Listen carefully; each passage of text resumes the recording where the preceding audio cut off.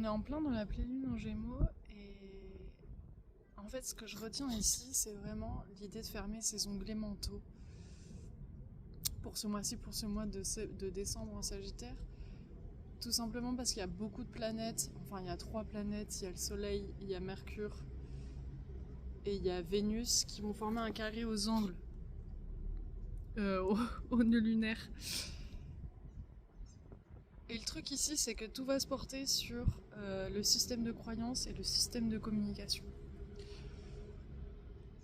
Pourquoi ? Parce que déjà, le Sagittaire, c'est un signe c'est le signe du philosophe, c'est le signe de la connaissance, c'est le signe de la curiosité, qui se complète aussi très bien avec le Gémeaux, bien sûr. C'est les signes opposés complémentaires, certes.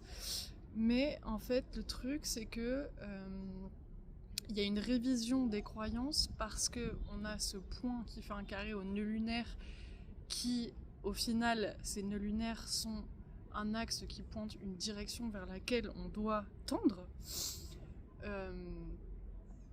Et parce que ce carré au nœud nord notamment, qui est en Poisson, qui est le signe de la spiritualité dans un sens, et puis aussi même, j'irai plus loin, de la philosophie, qui va très bien de pair avec le Sagittaire. Pourquoi ? Parce que ce sont 2 signes jupitériens, Jupiter étant représenté par Zeus, donc le tout-puissant, le connaisseur, celui qui a le pouvoir, et le pouvoir de la connaissance.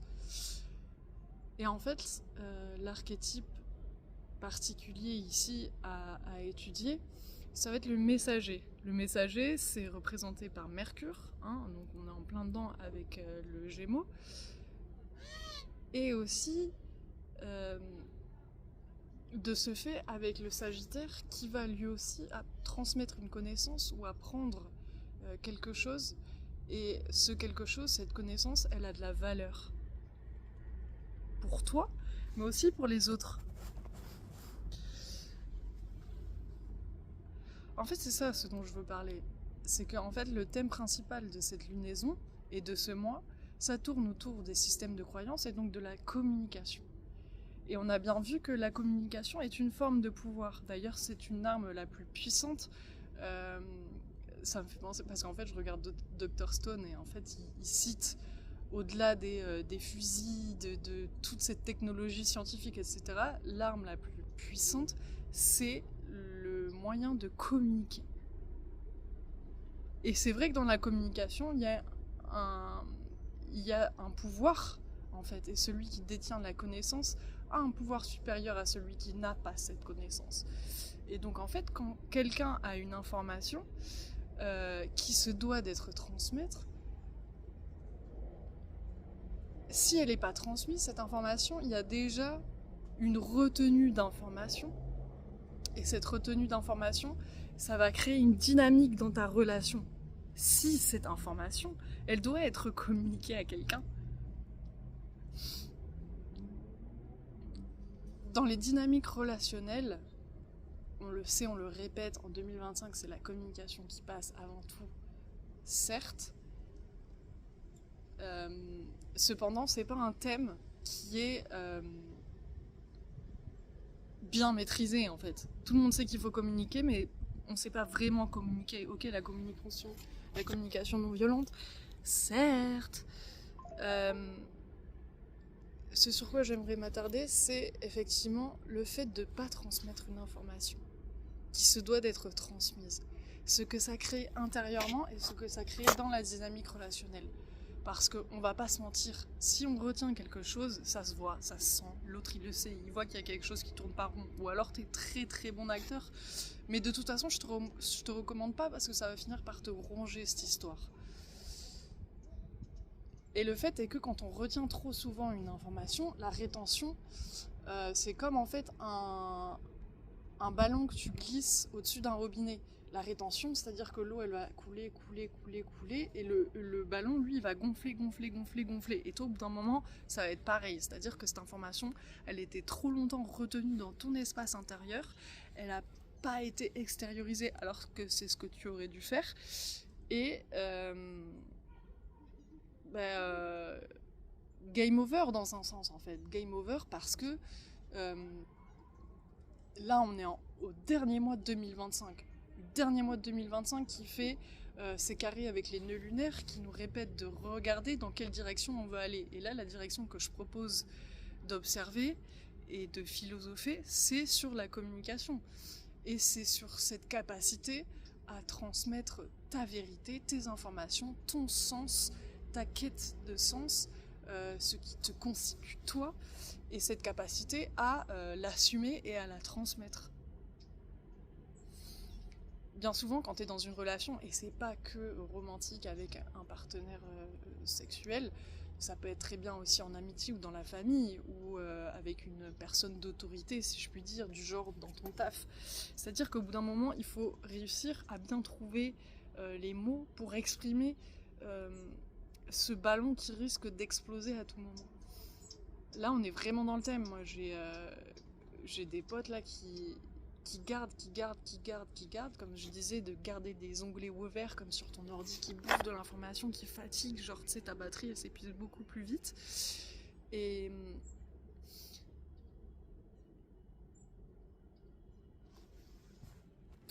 il y a un vrai risque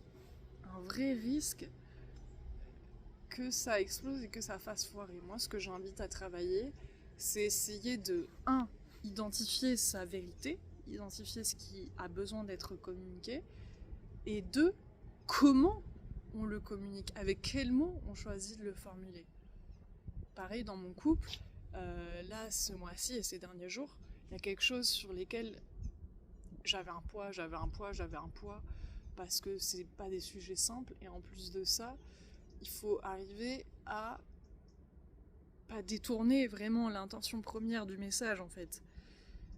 Et le truc c'est que plus les jours passaient et plus l'information elle s'accumulait dans mon cerveau, plus je prenais le risque de transmettre cette information, parce que je le sens, j'allais exploser, donc ça allait venir, de manière colérique et agressive.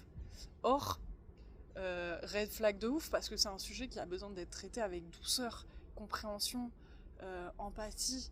Et en fait, le truc, c'est ça, c'est aussi bien je veux faire les choses, et justement, je prends du temps, et donc, entre guillemets, je perds du temps aussi, si je puis dire, à essayer de voir comment je le dis, plus ça me montait la mayonnaise, en fait. Et effectivement, il y a ce travail de forme à faire, qu'il faut pas, pour autant, changer le fond. Parce que si tu changes le fond, si tu changes ta vérité, si tu changes ton sens premier pour aller plutôt embrasser la forme de l'autre, c'est-à-dire ne pas lui faire du mal, essayer d'arrondir les angles, finalement, c'est pas bon ni pour toi ni pour la personne. Et c'est pour ça que j'inclus aussi le pouvoir dedans, c'est-à-dire que en fait, s'il y a une personne qui te dit « Ah, est-ce que tout va bien ?» et toi tu dis « Oui, oui », alors que ça va pas, il y a une dynamique de pouvoir qui entre en jeu, c'est-à-dire que tu mets la personne sur un balancier parce qu'elle sent, si elle t'a posé la question du moins, c'est qu'elle sent qu'il y a quelque chose, et toi tu retiens cette information, tu lui donnes pas accès à cette information, ce qui veut dire dans un sens que tu la crois pas capable, question, hein, est-ce que tu la crois pas capable de recevoir cette information?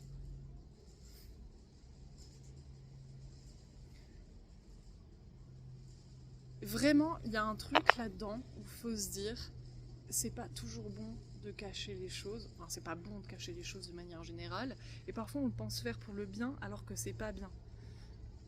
Ou parfois on pense ne pas le faire pour protéger l'autre personne, mais qui ça met en danger du coup? Toi, petite bête, toi. Moi aussi ça m'a mis en danger, hein. Ça a même pu mettre mon couple en danger. Et évidemment, c'est pas cool. C'est pas cool du tout parce que c'est pas l'intention que je voulais et c'est pas le résultat que je voulais.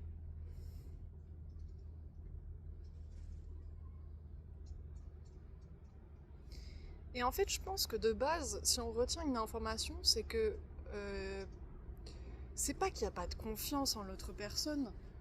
Toujours pareil, sa capacité à recevoir l'information qui a été transmise. Mais il y a quand même cette dynamique de méfiance, de pas savoir comment l'autre va prendre les choses. Et Et en fait, ça me fait tilt parce qu'il y a bien souvent, il y a des fois, euh, pour pas faire de mal, on va dire ça comme ça, dans un contexte où j'ose pas blesser l'autre personne, où j'ose pas tout simplement dire ce qui va pas, ou ce que. Bref, un truc que je sens qui va lui blesser. En fait, ça m'a fait défaut. Et en parlant avec des personnes ou en approfondissant le sujet, et tout simplement aussi en pensant au fait que. Enfin, en lisant des articles plus approfondis sur la psychologie, etc., ça disait en fait tout simplement que on ne croit pas capable l'autre personne de recevoir cette information et donc de deal with, de travailler avec, de elle agir en fait. On croit qu'elle n'a pas les outils pour gérer cette transmission. Or, c'est rendre plus petit cette personne, elle la croire pas capable en fait, c'est ça. Et c'est donc aussi quelque chose à regarder, à analyser, en tout cas pour ce mois-ci. Parce que le but, j'imagine, commun en 2026, ça va être quand même d'arriver à faire face à ses peurs, à sa vérité, d'arriver à la transmettre, que ça plaise ou non.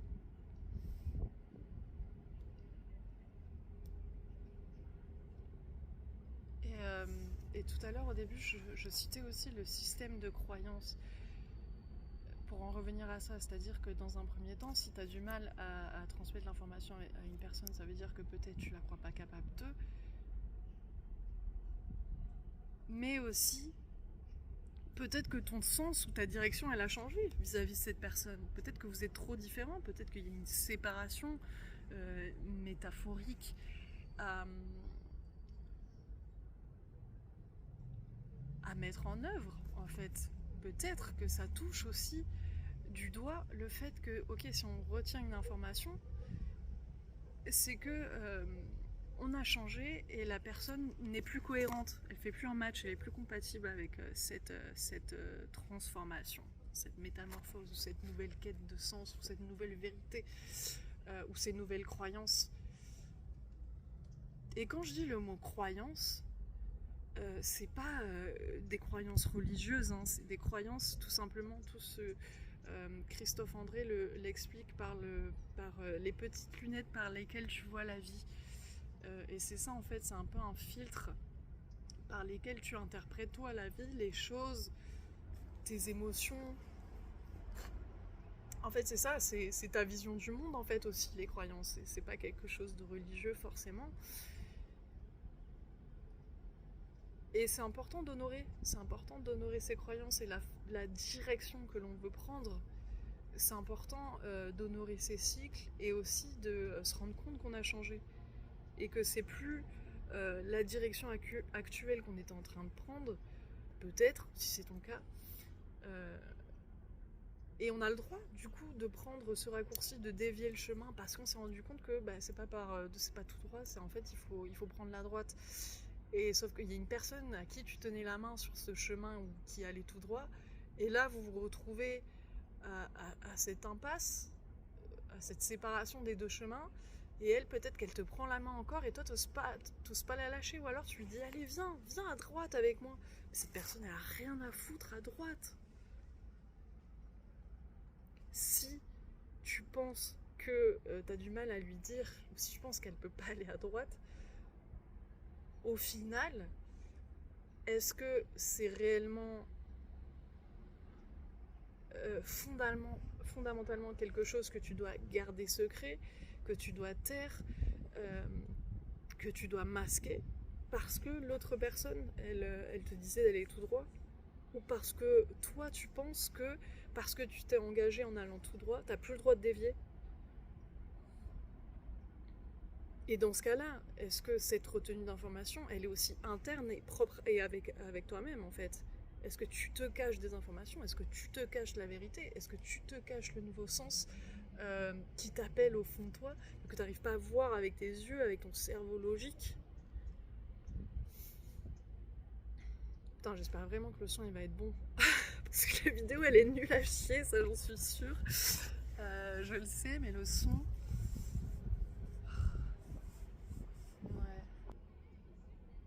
dans tous les cas, en fait, décembre, Noël, Yule, ces fêtes de fin d'année qui célèbrent en fait le partage, euh, le symbole du feu, hein, vous trouvez le feu intérieur dans cette saison froide qui commence.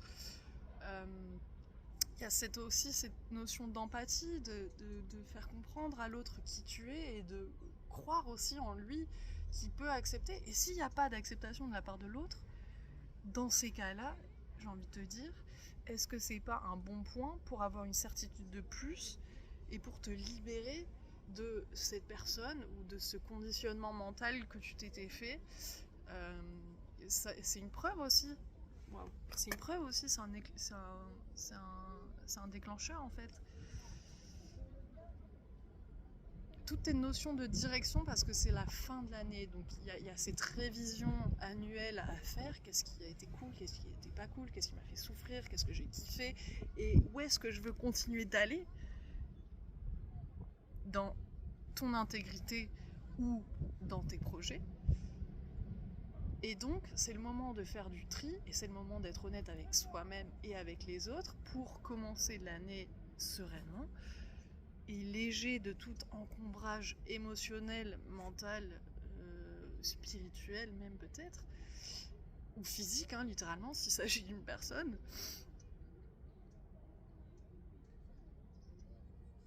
Parce que c'est la dernière chance. Et cet aspect avec les nœuds, ça nous dit, waouh, bah en fait là, t'as encore une fois une raison de plus pour peaufiner ta vision, peaufiner ta direction. 2026 is at the corner. Donc voilà, en fait. C'est un bon moment pour aligner la vision.